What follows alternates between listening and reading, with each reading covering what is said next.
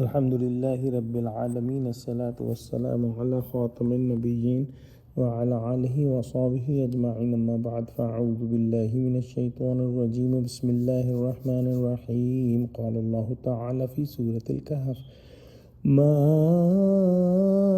ashhadtuhum khalqas samawati wal ardi wala khalqa anfusihim wa ma kuntu muttakhidhal mudillina aduda. Translation: I did not make them witness to the creation of the heavens and the earth, and nor in their own creation, and I would never take the misguiders nor misleaders to be my supporters. Iblis, the shaitan al-la'een, disobeyed Allah subhanahu wa ta'ala's commandment by becoming arrogant that he was better than Adam, and he did not prostrate to Adam when Allah subhanahu wa ta'ala commanded the angels and him to do so. He forgot his own status and thought he is high, but he has no status and no standing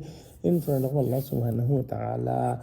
Allah subhanahu wa ta'ala did not ask him or these shayateen that how these skies and earth should be made, and he did not call them to inspect the creation of Allah subhanahu wa ta'ala to see if this is right or wrong. They were not consulted about anything when the universe was created, and they themselves were not even present at the time of the creation of the universe. Even when they were created, Allah subhanahu wa ta'ala did not ask them that how should they be created and how should they look like. Allah subhanahu wa ta'ala did not consult anyone for the creation of this universe, and Allah subhanahu wa ta'ala is the sole decision maker, and he did not need anyone's help even for a second. If we consider that Allah subhanahu wa ta'ala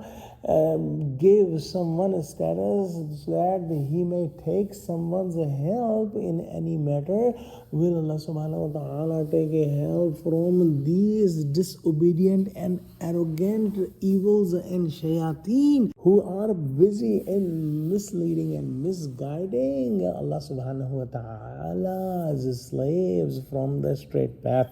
So these shayateen are arrogant, and they have forgotten completely what their status and what their situation is. With this background, think about those people who are worshipping these shayateen, that how big transgressors they are. This is the biggest transgression they can do, that those who are misguiding them, they are worshipping the same evils.